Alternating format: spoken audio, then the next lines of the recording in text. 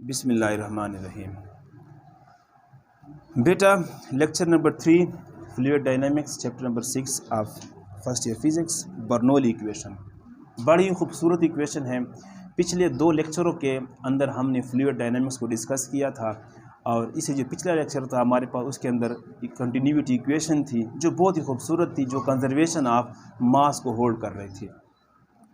Conservation of mass का मतलब ये था कि आपके पास ये एक कंटेनर है और ये उसका मेरे पास कोई एरिया है, मतलब कोई एंड है, उसका कोई ओपनिंग है, और यहाँ पर मेरे पास वो जो पाइप है उसका मैंने एरिया क्या है, दोनों एंड्स के ऊपर डिफरेंट लिया है। मतलब ये था कि इधर का जो एरिया मेरे पास क्या है वो डेल्टा A1 है। अब आप सवाल पूछ रहे होंगे कि मैं यहाँ पर बेटा एरिया के साथ डेल्टा का निशान क्यों लगा रहा हूँ। बेटा ये हमारे पास सरफेस एरिया नहीं है, ये मेरे पास क्रॉस सेक्शनल एरिया है। कौन सा एरिया बेटा? और क्रॉस सेक्शनल एरिया हमेशा क्या होता है, ये इस तरह होता है, ये हमेशा आउटसाइड पे होता है, ठीक है। इसी तरह अगर मैं यहाँ पर लगाऊँ तो ये हो जाएगा A2 और इसका डायरेक्शन क्या होगी हमारे पास इस साइड पे। और हमेशा जो क्रॉस सेक्शनल एरियाज होते हैं उनकी डायरेक्शन क्या होती है हमारे पास आउटवर्ड होती है, ठीक है। तो जो पिछला लेक्चर था उसके अंदर हमने कंटिन्यूटी इक्वेशन पढ़ी थी, वो ये कह रही थी कि जितना फ्लूइड यहाँ पर क्या होगा एंटर हो रहा होगा उतना ही फ्लूइड क्या होगा सेम टाइम के अंदर निकल रहा होगा। मतलब ये उसकी स्टेटमेंट थी। और अगर आप लोगों ने इसको सही समझना है तो लेक्चर 2 को आप समझ सकते हैं। Delta M1 is equal to delta M2, ये मेरे पास क्या थी, कंटिन्यूटी इक्वेशन थी। ये जो मेरे पास इक्वेशन है बर्नौली इक्वेशन, ये आपके पास बेटा कंजर्वेशन ऑफ एनर्जी को डील करता है। कंजर्वेशन ऑफ एनर्जी को डील करने का मतलब क्या है बेटा, कि जितनी एनर्जी फ्लूइड यहाँ पर लेकर आ रहा होगा ना उतनी ही एनर्जी यहाँ पर भी क्या होगी, जब वो निकल रहा होगा उसकी यहाँ पर होगी। अब एनर्जी तो हम जानते हैं, अगर फ्लूइड की एनर्जी जो है मतलब कोई मोशन कर रहा है फ्लूइड तो उस एनर्जी को हम क्या बोलते हैं, काइनेटिक एनर्जी बोलते हैं ना। और अगर फ्लूइड किसी हाइट पर आप उसको लेकर गए हैं, लेट सपोज ऐसे कि अपने किसी हाइट पर रखा हुआ है, या लेट सपोज अगर मैं ये पाइप को ऐसा ले लूँ, ये मेरे पास पाइप है, ठीक है। अब पाइप ज़मीन से यहाँ पर किसी हाइट से है, ठीक है। ये मेरे पास उसकी हाइट क्या है, ये सेंटर तक जाना, ख्याल करना। ये मेरे पास हाइट कितनी है उसकी, H1 है, और इसकी हाइट मेरे पास कितनी है यहाँ पर H2 है। मतलब ये है कि यहाँ पर जो फ्लूइड होगा तो उसकी जो पोटेंशियल एनर्जी वो क्या होगी, ज़्यादा होगी। क्यों ज़्यादा होगी? क्योंकि पोटेंशियल एनर्जी बेटा हमारे पास क्या होती है, हमारे पास mgh होता है, और यहाँ पर पोटेंशियल एनर्जी हमारे पास क्या होगी, कम होगी। लेकिन यहाँ पर हमारे पास जब पोटेंशियल एनर्जी ज़्यादा है तो उसूलन तो ये होना चाहिए कि काइनेटिक एनर्जी यहाँ पर क्या होनी चाहिए, कम होनी चाहिए, और यहाँ पर काइनेटिक क्या होनी चाहिए, ज़्यादा होनी चाहिए। तो बिल्कुल ऐसी बात है, क्योंकि यहाँ पर उसकी स्पीड क्या होती है, कम। स्पीड क्या होती है उसकी यहाँ पर कम होती है, और यहाँ पर स्पीड क्या होती है उसकी ज़्यादा होती है, लेकिन कंजर्व नहीं हो रहे होते। मतलब होना तो ये चाहिए था कि अगर यहाँ पर पोटेंशियल एनर्जी, मतलब अगर मैं बात करूँ ना टोटल एनर्जी की, total energy in the form of potential plus kinetic energy, अगर वो यहाँ पर 100 जूल है तो यहाँ पर भी आपके पास जो टोटल एनर्जी है वो potential plus kinetic in the form में, मतलब कि 100 जूल होना चाहिए, लेकिन 100 जूल नहीं थी। मतलब कुछ एनर्जी जो है वो किसी और फॉर्म में कन्वर्ट हो रही थी, जिसके लिए आपके पास बर्नौली इक्वेशन की ज़रूरत पड़ी। अगर मतलब ये जो मेरे पास law of conservation of energy है, अगर उसको वो होल्ड करता तो हम यहाँ पर भी उसकी पोटेंशियल एनर्जी निकाल लेते, काइनेटिक एनर्जी भी निकाल लेते और दोनों को जमा करते, लेकिन ऐसा नहीं था। कुछ फॉर्म जो है वो किसी और फॉर्म ऑफ एनर्जी में कन्वर्ट हो रही थी। अब देखते हैं, क्योंकि बेटा मैं फिजिक्स के अंदर स्टार्ट कहाँ से लूँगा, मैथमेटिक्स से लूँगा। और अख्ताम भी किस पर करूँगा, मैथमेटिक्स पर ही करूँगा। और तब जाकर फिर मैं उस मैथमेटिकल स्टेटमेंट के ऊपर मैं कोई लॉजिक दूंगा कि ये इक्वेशन ये कहती है कि अगर मैं ऐसा इनपुट दूंगा तो मुझे उसका ऐसा आउटपुट मिलेगा। तो चलते हैं, अगर इसको हम स्टेटमेंट करें तो स्टेटमेंट इसका ये है कि आपके पास ये जितना आपके पास एनर्जी के साथ फ्लूइड एंटर हो रहा होगा उतनी ही एनर्जी के साथ फ्लूइड क्या होगा, आउट हो रहा होगा। ठीक है, मतलब हमारे पास क्या है, the equation which deals with conservation of energy. और कंजर्वेशन ऑफ एनर्जी का आपको पता है, हमारे पास W टोटल, अगर मैं टोटल वर्क की बात करूं बेटा, ये यहाँ पर मैं टोटल वर्क की अगर बात करूं यहाँ पर, तो टोटल वर्क हमारे पास क्या होगा, जितना वर्क इस पॉइंट पे होगा plus work done at the second point. तो मैं इसको इक्वेशन नंबर 1 का नाम देता हूँ। कुछ कंसेप्ट समझ आ रहा है कि? अब बेटा हम जानते हैं कि वर्क हमारे पास क्या होता है, एफ डॉट डेल्टा एक्स। चलो लिख लेते हैं, पिछले लेक्चर में हमारे ये है और ये मेरे पास दोनों वेक्टर्स हैं। ठीक है, अब लेट सपोज मैं क्या कहता हूँ, मैग्नीट्यूड की फॉर्म में लेता हूँ बातें, तो मैं क्या कहता हूँ कि एफ डेल्टा एक्स हो जाएगा। तो ये मेरे पास W is equal to equation 2। बेटा मैं जर्नल फॉर्म में बात कर रहा हूँ, जर्नल से ही मैं क्या करूँगा, स्पेसिफिक की तरफ आऊँगा। तो मैं और भी जानता हूँ कि प्रेशर जो है वो मेरे पास होता है फोर्स पर यूनिट एरिया, तो एरिया इधर आ जाएगा, तो ये हो जाएगा। असल में मैं क्या कर रहा हूँ कि इस इक्वेशन 1 के लिए कुछ रिक्वायरमेंट पूरी कर रहा हूँ। ठीक है, तो मेरे पास प्रेशर क्या हो जाए, सॉरी एरिया इधर आ जाएगा, तो p a is equal to force, ये इक्वेशन नंबर 3। तो मैं अगर इस इक्वेशन 3 को यहाँ पर इस्तेमाल करूँ 1 में, तो सॉरी इसमें 2 में, तो मेरे पास वर्क क्या हो जाएगा, पी ए डेल्टा एक्स हो जाएगा। क्लियर हो रहा है कि नहीं हो रहा? अब देखें हमारे पास क्या है कि यहाँ पर फ्लूइड क्या है, इसके अंदर आ रहा है ना, और यहाँ पर आपके पास क्या है, फ्लूइड बाहर जा रहा है। कुछ कंसेप्ट समझ आ रहा है कि नहीं आ रहा? तो हमारे पास क्या है कि यहाँ पर work done on the system हो रहा है ना,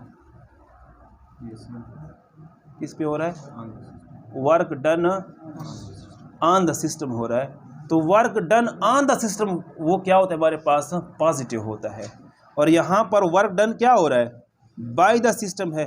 ठीक है, तो वो हमारे पास क्या हो जाएगा, नेगेटिव हो जाएगा। तो मैं इसको लिख सकता हूँ, इस इक्वेशन नंबर 4 को अगर मैं इधर इस्तेमाल करूँ उसमें 1 में, तो मेरे पास टोटल वर्क क्या हो जाएगा, W1 को मैं क्या करूँगा, नेगेटिव लूँगा, सॉरी पॉजिटिव लूँगा, पॉजिटिव क्योंकि हमारे पास क्या है, फ्लूइड अंदर आ रहा है। ठीक है, तो मेरे पास क्या हो जाएगा, यहाँ से P1 ले रहा हुआ, और ये क्या हो जाएगा, A1 डेल्टा X1 माइनस मेरे पास क्या हो जाएगा, P2 A2 डेल्टा X2 हो जाएगा। क्लियर हो रहा है कि नहीं हो रहा? तो मैं इसको जो है यहाँ पर थोड़ा सा फाइनल कर लेता हूँ।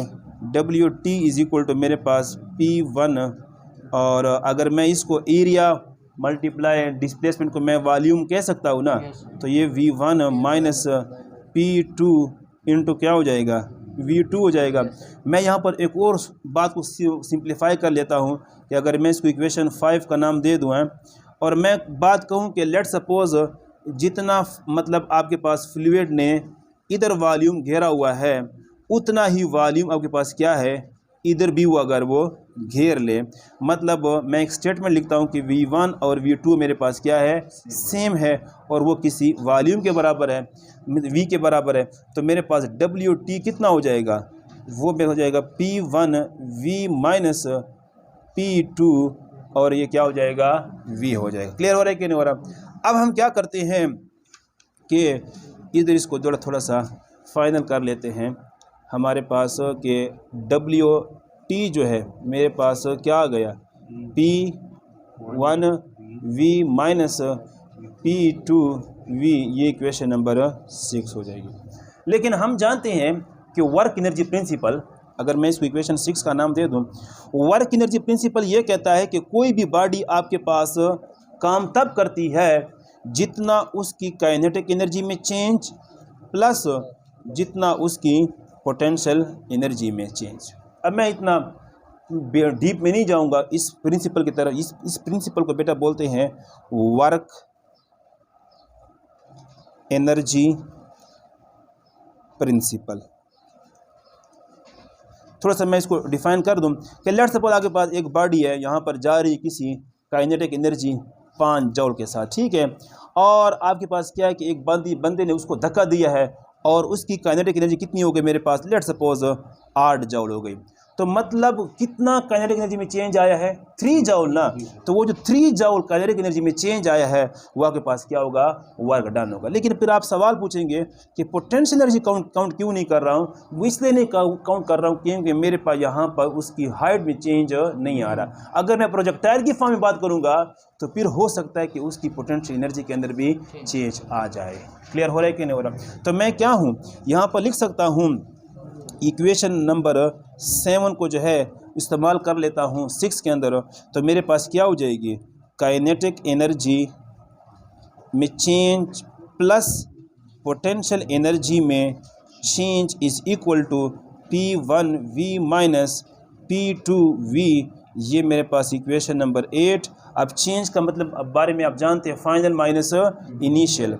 तो मैं क्या करता हूँ 1/2 और यहाँ पर क्या करता हूँ M1V, मैं वेलोसिटी को बेटा यहाँ पर थोड़ा सा स्टाइल के साथ, ठीक है, 1 का स्क्वायर सॉरी V2 होगा ना। अच्छा मास को मैं जो है ना मैं सब उसमें 1 2 नहीं दिया क्योंकि मेरे पास जर्नल मास है ना, ठीक है। और फिर क्या हो जाएगा -1/2 MV1 का स्क्वायर प्लस मेरे पास ये हो जाएगा MGH2 minus MGH1 is equal to P1V minus P2V। अब मैं क्या करता हूँ बेटा कि मैं यहाँ से क्या करता हूँ, वॉल्यूम जो है ना दोनों तरफ डिवाइड करता हूँ। यहाँ पर भी वॉल्यूम से डिवाइड करता हूँ, यहाँ पर भी वॉल्यूम से, यहाँ पर भी वॉल्यूम से, यहाँ पर भी वॉल्यूम से, यहाँ पर भी वॉल्यूम और वॉल्यूम। तो मास पर यूनिट वॉल्यूम हमारे पास क्या होता है, डेंसिटी। तो मेरे पास क्या हो जाएगा 1/2 रो इंटू V2 का स्क्वायर प्लस सॉरी माइनस 1/2 मास per unit volume density into ये मेरे पास क्या हो जाएगा V1 का स्क्वायर प्लस डेंसिटी और ये क्या हो जाएगा GH2 minus density H1 is equal to क्या हो जाएगा P1 माइनस P2। ये मेरे पास इक्वेशन नंबर 9 हो जाएगी। अब जो माइनस वाली टर्म्स है, इस माइनस को इधर ले जाओ, इस माइनस को भी इधर ले जाए और इस माइनस को इधर ले आए, तो मेरे पास क्या हो जाएगा P2 प्लस 1/2 रो V2 का square plus rho GH2 is equal to P1 plus 1/2 rho V1 का स्क्वायर प्लस रो GH1। ये मेरे पास क्या बेटा बर्नौली इक्वेशन की फाइनल इक्वेशन 10 की फॉर्म में आ चुकी है। अब सवाल ये पैदा होता है कि मेरे पास क्या काइनेटिक एनर्जी में प्रेशर जमा हो सकता है। फिजिक्स का कानून है कि हमेशा सेम क्वांटिटी जमा होती है, मतलब फोर्स में फोर्स जमा होता है ना ऐसा बेटा। मतलब मैं आपसे अगर सवाल पूछूं कि क्या 5 किलोग्राम के अंदर 2 मीटर जमा हो सकता है, कभी भी नहीं हो सकता। तो यहाँ पर प्रेशर के अंदर ये काइनेटिक एनर्जी जमा हो रही है।